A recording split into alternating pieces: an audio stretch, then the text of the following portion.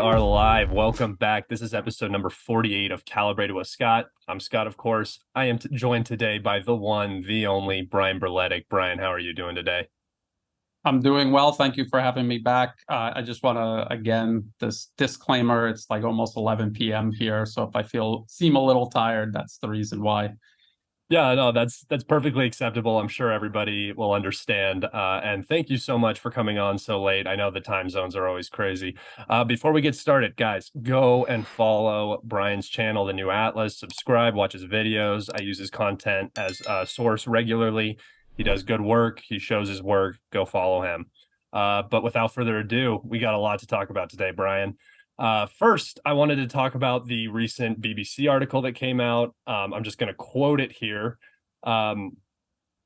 This is exactly from the BBC. President Vladimir Zelensky has acknowledged battlefield progress has been, quote, slower than desired, weeks into Ukraine's military offensive to recapture areas occupied by Russia. And what they're specifically referring to is Zaporozhye, the land bridge down to Crimea.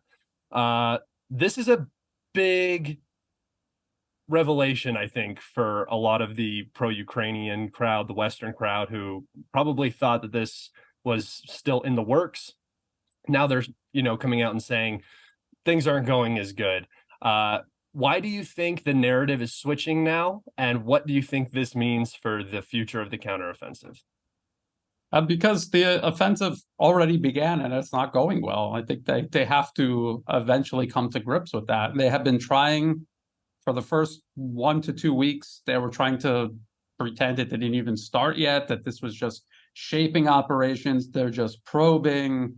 But in reality, the offensive began and it did not go the way they imagined it would have went, which I can't even imagine how they would have thought it would have went. Considering the defenses that Russia has prepared. In the same BBC article, he also says the offensive is not a movie. So up until now, I would have sworn that it was a movie. It seems like this was all a production, but now he's saying it isn't. Yeah. So I don't know. I mean, and it's not just the BBC. It's Wall Street Journal. It's the New York Post. It's even the British Defense Intelligence came out with their report today saying that they're still trying to make this work, and they're saying that the Russians are still building fortifications around Crimea, which means that they have assessed Ukraine's strength is capable of cutting the land bridge and so on. It seems like I've said for a long time, that we're coming to this narrative, the bottom of this narrative hole, where they've been pushing off reality for as long as possible, and now it's finally starting to hit. Do you think that this is going to affect Western support? I know that there's a big meeting coming up in July where, they were supposed to basically show the progress that this offensive has made and, use that to leverage more weapons and financing. Do you think that this is going to affect this at all? Or, the way I see it is that the West is so overinvested at this point, it doesn't matter what happens. I agree. I think the West is all in on this. They have been since 2014. It could possibly offer a potential off-ramp for all of this if they wanted to take it, but I don't think that they're going to. I think they're going to do just like what they've promised they will do, which is fight to the last Ukrainian. It's not going to go well. It's not going to go their way, but in the process, they will be doing some sort of damage to Russia. In their mind, they perceive that it will wear Russia down, and then they can delay this, kick the can down the road, and figure out what to do next. And we're probably even during this episode, we're probably going to talk about some of the potential options that the West is already weighing, considering that this offensive is not going very well. And I just want to reiterate what I've said all along before the offensive even began. You cannot throw tens of thousands of troops at 1 or 2 points along the line of contact and not make some sort of progress.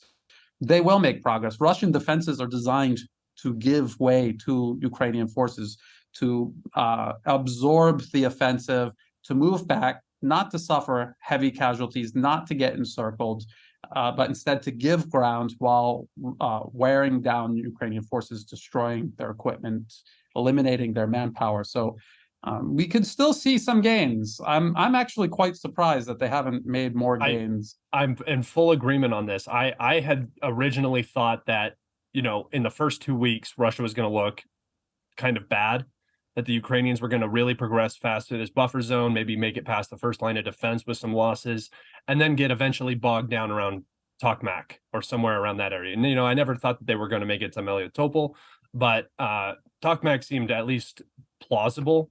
And then maybe a push up towards the Zaporozhye nuclear power plant. But I mean, what we've seen is just horrific. The losses are immense. The progress is, I mean, to even say minimal is probably an overstatement. We've seen a couple of very small little farm settlements be captured here and there on the front, and I mean exactly what we're talking about. Where do the Ukrainians go from here? I mean, they've been trying, they've been banging their head against this wall for over 2 weeks now. It's very reminiscent of the Kharkov offensive. I'm sorry, the Kherson offensive, where they pushed into a Russian security zone, got into a fire pocket, and were just hammered for days and days and days. And it really never achieved anything until, supply and logistics for the Russians on that bridgehead was removed, and then they had to leave. Also, as we've seen, the very active threat of the dam being destroyed would have trapped all of those Russians. So, it makes sense when you look at it from that perspective. But what do the Ukrainians do? How, with what they have, without additional support, how do the Ukrainians approach this new problem? I mean, that is the $1 million Yeah. question. What do? They don't have the same circumstances that they had during the Kherson offensive, where Russia had many reasons, even without those other factors, to cross the river, consolidate their position on the other side, to prepare for the next big offensive. They had many reasons to do that, and as you can see, it's paid off very well for them not to have some force on the other side of the river isolated and contributing nothing to the defense breaking this current offensive. I mean, every day that goes by, they're expending artillery rounds. Now, they have a finite amount of artillery rounds for this offensive. They probably have gotten more artillery rounds for this offensive than they've ever gotten before, all throughout the fighting since February 2022. But that's going to run out. And the collective West is not capable of producing every single month the amount of ammunition that Ukraine needs. They're using artillery rounds. So if in the first 1 or 2 weeks they were making progress, plus they had all this artillery, okay, that's one thing. But they're not making progress. They still have to fire artillery every single day. And that's going to they're going to run out of that more and more. Even if they do start to get something going, they're not going to have the artillery, the time left to use that to support any breakthrough that they make. So they're running out of time. There's a clock ticking. They don't have in a definite period of time to run this offensive. It's very limited based on artillery and everything else that they're losing. Armor, for example, they're losing huge amounts of armor. They're not getting more of that anytime soon. So what are they going to do? Yeah, I mean, obviously I'm in full agreement. We've talked about this so much. It's been, I mean, how many of these have we done? Probably 8 now, 8 or 9. And for months we've been talking about if anybody wants to go back and listen to those podcasts, because it was before we were even doing video. I mean, I think the last one was video. That one you can go back and look. That was right before the offensive started. We've been saying this for months. This is not new. This is our analysis the entire time has been consistent and the same. And me and Brian actually agree on a lot of this, that, there was just no good option. That was really the unfortunate part for the AFU and the Ukrainians, is that the Russians took this all very seriously and denied any possibility for success, right? And now, and a thing that you specifically talk about being the artillery shells, these are the things that people don't think about when an offensive is occurring. Unless you're a military analyst and this is what you do, artillery shells is not something you think about. And another addition to that is engineering vehicles. The amount of demining vehicles and engineering vehicles that have been lost already in these offensives is absolutely crushing. The Ukrainians need every single piece of that equipment that they can get their hands on. It's not very common equipment. And, what the Ukrainians are losing to right now is artillery because they get stuck in minefields. So I think that is one of the more significant losses that they're sustaining as well. I wanted to talk about the Russian progress in other areas of the front and what that could also mean for the offensive. We're seeing at least some sort of offensive activity in the Shiryansky forestry up above Seversk, which is an incredibly threatening area for the Russians to control if they do control it. It puts the Seversk pocket in a much more dire situation than it currently is. We're also seeing Russian progress around Marinka and up around Kupiansk and Kharkov. I've for a long time thought that these were potentially spoiling operations, trying to gain a little bit of territory before the Ukrainians went on the offensive, not so much around Marinka, but possibly around Kupiansk and around Kremenna. But as this offensive has progressed, I don't really see the Ukrainians being able to go on another axis with any severity that the Russians would have to, do a massive force rotation to handle. Do you see this progress as potentially spoiling the offensive now, and not just spoiling a potential new offensive in another direction? Because eventually the Ukrainians are going to have to rotate forces if progress is continued in Kharkov and the LPR. I think it could be spoiling, and then it could switch to fixing. And both sides right now are trying to tie up each other's troops to fix them into positions so that they can maneuver around them, especially Ukraine. They're trying to find some place where they could strike where there aren't these Russian defenses. The problem is, as we've been saying for half a year now, they have been building layers and layers everywhere. They're doing it in the Donbas region. They're also doing it in the south. So they are fully prepared. Even if Ukraine manages to break through in any of these areas, as we've repeatedly said, they have very limited resources. They can push quite a bit, even possibly. If they get lucky, they could push quite a bit. But then, what are they going to do? How are they going to sustain operations onward, or how are they even going to hold what they take once Russia realizes what happens and mobilizes properly? That's the problem. We're seeing articles across the Western media talking about a pause in the Ukrainian offensive, which wasn't even confirmed to have started yet. Yeah. They're talking about that because they're trying to think of, well, we've just spent this much. I would say probably at least 2 brigades wrecked. Not entirely eliminated, but 2 brigades totally wrecked and combat ineffective. Exactly. They're thinking we only have another couple of options left, because if we do this option and it fails, that's another 2 or 3 brigades, and then we don't have enough to do anything else. So this is where they are right now. They're trying to figure out what to do. So I think both sides are doing that. It's very hard to tell. When you see one side or the other making progress while there's a main offensive taking place elsewhere, I mean, that is because someone is stretched too thin. So if Russia is making progress up north, it's because Ukrainian forces are stretched too thin. They have the opportunity to do it. And it could be spoiling. It could be expanding a buffer zone just in case Ukraine decides to launch an offensive there or something like that. We just have to wait and see. There's a lot of moving parts right now, but it's not a good sign. It's not a good sign for Ukraine that Russia is making progress elsewhere. Just a quick question. Do you give any weight to Akhmat being moved into the Belgorod region? And also, there's an announcement from Prigozhin that the Wagner PMC will be returning on August 6th to combat operations. That timing seems like it will line up very closely to the end of the Ukrainian counteroffensive, just in terms of the maximum amount of time that you can be in a staged offensive position with Russian deep strike capabilities and so on. So do you think that August could potentially be a big go time for the Russians right after the counteroffensive has wrapped up? A lot of people are speculating whether Russia is going to go on their own big offensive, and I think Russia is just going to continue doing what it has been Yeah. doing. They do this.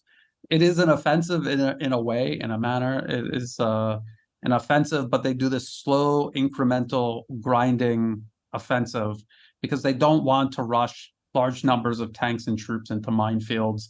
They don't want them pummeled with anti-tank weapons, which Ukraine will always have a number of these to make that type of offensive costly for Russia. And Russia doesn't need to do it because they have this advantage in artillery and other long-range weaponry. They can afford to spend time to grind down Ukrainian defenses. It's Ukraine and their NATO backers that are out of time. The That time is working in Russia's favor, I would say. you regularly take the words out of my mouth. I was going to say that Russia has time. This is the biggest difference between the position that the West is in and the position that Russia's in. If the West had the time that Russia has, they could continue this war indefinitely. But the threat is not existential to the United States, and the cost is becoming incredible for a proxy war. So yeah, there's just no time for the AFU and the West. And you regularly take the words out of my mouth. So good work there. I wanted to talk about this Sky News article in terms of, how Ukraine could potentially turn this whole thing around. And I feel like this is, this is getting to the end of reality in terms of what can actually be done. And now you're looking at this weird desperation, these articles coming out. I'm just going to read this one from Sky News. It says, Western intervention is the only credible way to protect Ukraine's counteroffensive from Russian air power. Kiev needs a modern air power, not a squadron or a second squadron of F-16s. What do you make of that? It's utterly delusional. I mean, just giving them a squadron of second-hand F-16s is going to be hard enough. But to give them capabilities beyond that will take even longer and be more involved and more complicated. There's no way they're doing this in the near or even intermediate term. The person who wrote this is a military analyst. I wonder if they have any military background at all. I can't imagine that they do. If they do, RAF. Huh. So I guess he does have a military background. I guess he's just delusional because it takes years to integrate any kind of weapon system. It took Ukraine 2 to 3 years to integrate the Bayraktar TB2, which was useless in this peacetime. Yes, in peace. Well, relative peacetime, they were shelling the people of the Donbass. Oh yeah, but that was the frozen conflict. It was basically 8 years of peacetime in Ukraine. Relative. Yes. I actually probably having that frozen conflict helped integrate the TB2 even faster into a combat capable. Yeah. Yeah. And so to send F-16s and have them be even remotely effective, there's just no possibility. The F-16 is not a wonder weapon. It's an older aircraft. It could be effective under the right circumstances, but those don't exist in Ukraine. They're going to be destroyed on the ground. They're going to be destroyed in the air. They will have the ability to launch long-range missiles, like say what Ukraine is trying to do right now, but in very small numbers.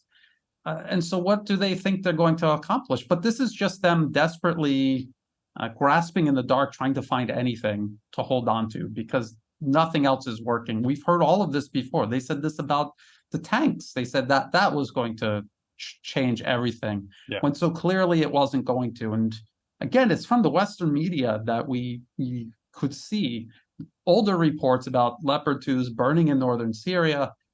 What example can they cite of the F-16's performance that makes them think it's going to do anything for Ukraine that its original Air Force couldn't do? And the answer is nothing. I mean, the F-16 has never even gone up against a near peer in all of its time of existence, has it? I mean, it was used in Iraq, and I mean, there was not much of a challenge there from an Iraqi Air Force or Iraqi air defense. So, this is, once again, just pure desperation. And I think the alarming part is that the conversation of Western intervention is just being openly thrown out there as if that is not an immediate start to World War III, like direct military intervention. Actually, that article does say at the end they're talking about they're actually the solution is the West using its air assets Yeah. in Ukraine because Ukraine's not going to be capable of absorbing F-16s and using them in any effective way. But as we pointed out, even the West going in with its air power, they're going to be susceptible to Russian air defense systems and Russian air-to-air capabilities. Might be a more even match, but they're still going to take serious losses. And if the US and their allies decide to tie up their assets there in Ukraine, they're not going to have them available for the war they're trying to provoke with China in the Yes. Pacific. So this is, they're running out of options and they're being forced to make trade-offs because they're not going to be able to do both at this point. That Do that you that option actually was long gone.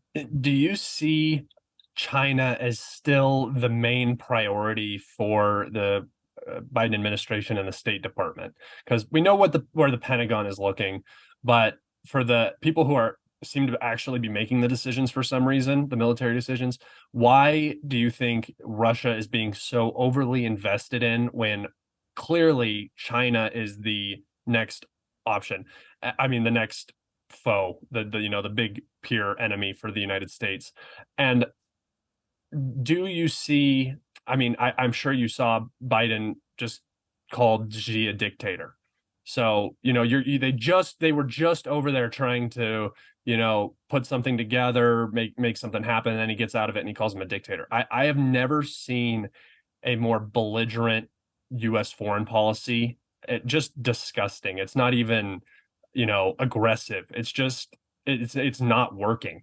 Um, why do you see Russia as this main foe? I mean, I see it as the neocon plan from the jump, right? Is take out Russia, then use Russia against China eventually, or don't allow China to partner with Russia because that would solve China's energy issues. But after that fails, is this just a series of double downs, or is there some method to this madness? I don't think there's any method to the madness. I think, well, I mean, if you look at it historically, because this really transcends all presidential administrations, they wanted to get rid of Russia and China. It's all one and the same in their mind. It's getting rid of Russia as a stepping stone to getting rid of China, and they have to do one and then the other. Maybe there's some debate about the order that it could be done in, but it's proving difficult to do either, let alone both. And there's a window of opportunity that is closing or has already closed, and they just won't face reality. And they're completely closing themselves off to the option of just living in a multipolar world, being one of the most powerful nations rather than the most powerful nation, working among other nations rather than imposing themselves on other nations. This just doesn't compute inside their brains. They're incapable of doing this, so they're just going to do this instead. And I mean, you look back in history and you look at, say, Nazi Germany, and you're just asking yourself, what were they thinking? Surely they saw that it wasn't going to work out. Why did they continue? Yeah.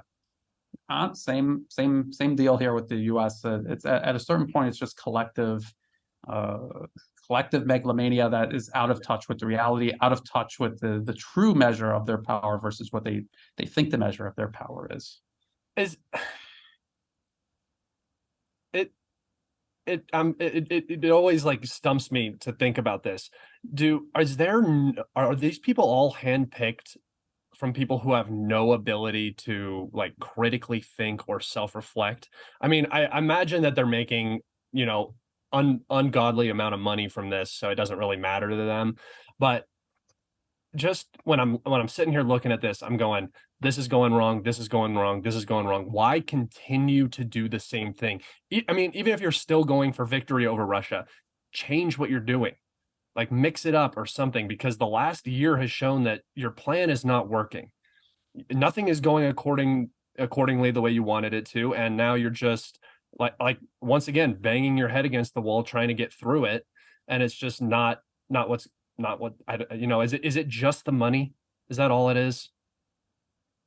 Well, I think you were very close to the answer. They're incompetent. They surround themselves with incompetent people. They themselves are incompetent, and this is an incompetence that grows each generation. You had people that were capable generations ago, but as the corruption, the nepotism started to sink in, the people were being selected because of their obedience and their loyalty, not because of their capabilities. If you have someone that's telling you this can't be done, but this is something that in your mind has to be done, there is no other option, you're going to get rid of that person. That person is trying to connect you to reality. Now you just got rid of them. Now you have one less connection with reality. And I think that's what we see happening. We hear people talking about, well, we need more money for weapons. It seems like they don't understand that weapons are made in a factory, and a factory can't just be expanded overnight or even in a month or two, or sometimes not even in a year. Could take longer than a year. It could take years to do the things that they are throwing money at, thinking that if you just throw money at it, it'll just solve itself. It doesn't work that way. And if you look at the backgrounds of these people, they're career politicians or lawyers or lawyers who are politicians. They have no background in manufacturing. You have people in the military who you would think would understand these things. I was just Like the talking RAF. about well, yeah, that's one example. I was just listening to former U.S. Army General David Petraeus. DW was asking him about what he thought would happen with the offensive, and I'm just wondering. This is a guy who has never won a war at all, ever. Why are you asking him about this? Yeah. And what did he say just 2 weeks ago? The offensive was already, underway, and he was saying, the Russian defenses are going to be very brittle. They're manned by these conscripts, and this is all delusional. Even the Western media has been reporting the exact opposite, that they're reservists with military experience. There are layers and layers. There's mines. There's tank traps. There's everything just to put up a formidable defense. And here is General David Petraeus. Also, he was the head of the CIA, and the guy couldn't be less informed. He doesn't Yeah. even know what the Western media is saying about the defenses and the prospects of the offensive. So these are the people you have in Washington, and this is why it's scary, because people this disconnected from reality cannot make rational decisions. And so Russia is sitting there trying to be rational, creating all kinds of checks and balances to the worst impulses in the West, but the West doesn't even see them. They don't even understand what Russia is doing. I have for a long time thought that if this comes down crashing, if there's a significant loss, some change will come out of it in US politics. Do you think that that's the case at all, or do you think that it's just kind of a spiral? Because I'm starting to lose faith. I would figure by this point there would be some, a very large portion of the government body that would be saying, "Hey, we need to stop sending money to Ukraine. This isn't working." The only people you even hear saying that are Kennedy and Trump. And maybe Tucker Carlson, and he got fired from Fox. It seems like they have such a strong grip on, the media and who gets brought up into power and all of that nothing is going to change now. I'm really starting to lose hope. I'm wondering, do you think that there could be some, you mentioned it earlier, some sort of soft landing into a multipolar world for the United States, where we decide that we're going to fix things domestically and become competitive again, and perhaps return to hegemony eventually as a competitive, country, because the US is properly positioned in the world to be a very great superpower, but it's looking like we're starting to seriously lose our grasp on that. Unfortunately, I think what it's going to take is the rest of the world creating the conditions that make it impossible for the US to pursue hegemony. And then it's going to be up to these networks that are empowered to either adapt, make the transition themselves, or they'll just, as empires have historically done, turn inward on themselves, begin preying on their own population and destroying everything until there's a general collapse. And then what you'll hopefully see are new circles of power that displace this old system that has failed. And then maybe these will be people who will be interested in joining a multipolar world. And bringing America up to its full potential, which has fallen far short of for far too long because of Washington and Wall Street as it exists currently. Yeah. I hear Thailand's nice though, so you don't have to worry about Well, it was until the that. Yeah. U.S. Oh yeah, I backed forgot. climate regime won the general election. So, How's that working out? well, this is I think ultimately time is on China and Asia's side. So I think these people getting in are going to make a big mess. It will be a big mess. It'll be very dangerous here for a while, but it's unsustainable. If the U.S. itself is unsustainable, then these sock puppets that they're operating in places like Thailand, they're not going to last either. So people will be patient. Thai people are not resigned to handing their country over to the U.S. This has happened before. There's a whole cycle that is about to restart, and I think Thailand will weather it, and I think they will come out and they will rise with the rest of Asia. And I think that's going to be the general pattern across Southeast Asia. The U.S.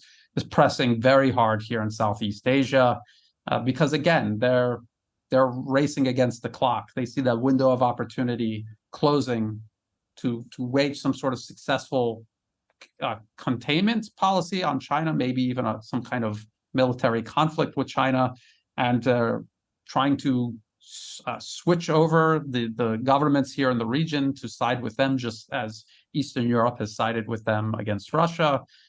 And look, it didn't work in Europe against Russia. How is it going to work against China? I just don't see how it's going to make a mess. With a more removed demographic, I would say, too, from the West.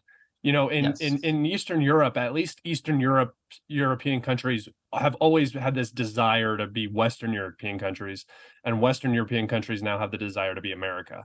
So, I mean, at least you have a population that is semi on board with the idea of, you know, liberalism in the West. But I don't think Southeast Asia is going to be as cooperative as, you know, Eastern Europe is. Speaking of handing your country over to the United States, I wanted to talk about Taiwan for just a second. I can't remember who exactly came out and said it, but somebody from the Biden administration or the State Department came out and said that they gave their kind of regular speech about Taiwan. You know, we don't support Taiwanese independence. Is this just another delay? Like, you know, we don't support Ukraine joining NATO right now. Is that what they're kind of doing, where they're just trying to prevent China from actually acting on the situation? I heard that. I believe it was U.S. Secretary of State Anthony Blinken who was actually reciting the U.S. One China policy, which is great that he's saying it publicly. He's saying it in a way that anyone listening that doesn't understand what One China means aren't going to get what he's saying. And this is the double game that the U.S. has always played. If you go to the U.S. State Department's website, official website, for years and years, it is stated the One China policy as America's official policy regarding the island province of Taiwan. But what have they been doing in actuality is undermining that. They have U.S. troops on the island province of Taiwan. They officially recognize it as a province of China, and yet they have placed U.S. troops on it without the permission of Beijing, obviously without the approval of Beijing. They have done it openly as a provocation against Beijing. So there were meaningless words. And this is what Beijing said after Blinken visited. You've said all of these things. We don't care what you say. We want to see action. And what was the first thing that happened after Blinken left? President Biden said, China's a dictatorship. They're still worried about this balloon story that I don't think China cared about. I think this was mainly an obsession of the U.S. That was just the distraction, right? It was very timely. I don't know if it even had to do with Bakhmut, but Bakhmut was falling right when that whole episode was going on. It was looking really bad. That was when the Belgorod operation began it looked like just a bunch of misdirection here and there. And speaking of distractions, with this counteroffensive not panning out as well as it was hoped, openly stated by Zelensky, it's not going as they wanted it to. Do you see? I would like to hear your opinion on a U.S. distraction to distract the population from what is about to happen in Ukraine, possibly. What is the European distraction going to be, and what do you think the Ukrainian domestic distraction will be? Sort of really tough questions. Yeah, I I mean, know. Ukraine, it could be anything. I mean, they have such great imaginations. For the U.S. and Europe, though, I think that even from the very beginning, I've always considered the prospect of some sort of intervention, whether it's Western troops, not necessarily NATO, but a coalition of the willing. I've said this many times. Maybe setting up some kind of buffer zone in Western Ukraine, something like that. Maybe in the hopes that Russia won't strike them once they cross the border, and maybe shortening the logistics for Ukraine, at least doing that much, and at least ensuring some part of Ukraine will remain, no matter how catastrophic any sort of collapse of Ukraine's fighting capacity might be. That's one possibility. Maybe they could just pivot to China and say, we're out of time. It looks very unlikely, but we'll just give it a shot. Better to try and fail than to not even try at all. Who knows? We have to be very careful.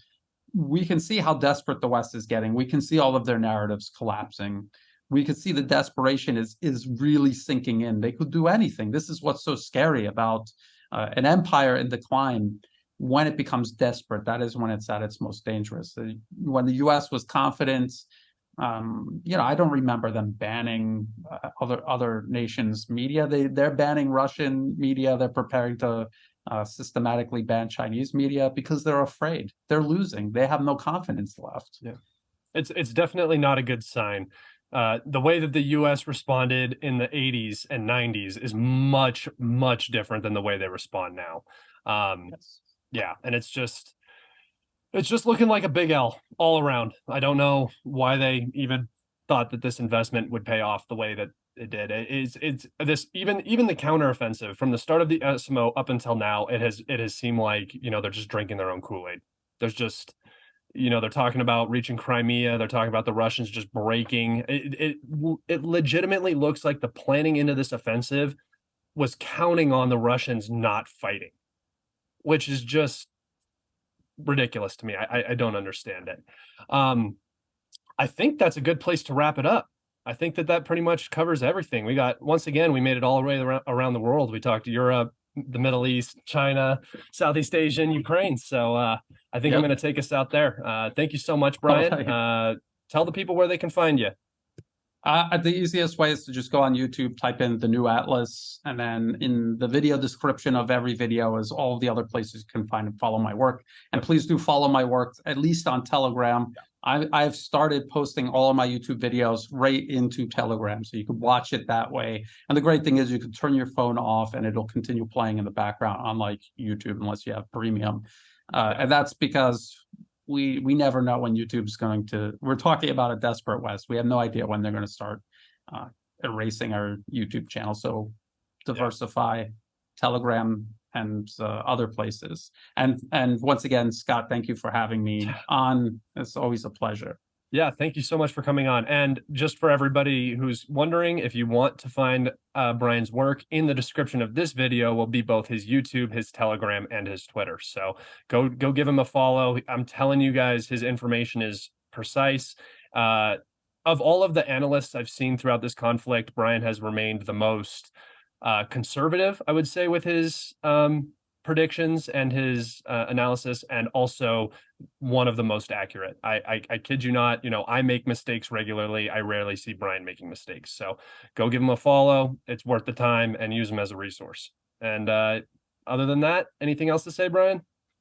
No, thank you for that. Very flattering. Oh yeah, no, I mean it's you put in the work, so it's all you. And for everybody watching, if you guys don't mind liking and subscribing, go subscribe to Brian, and just have a good day. Bye, guys.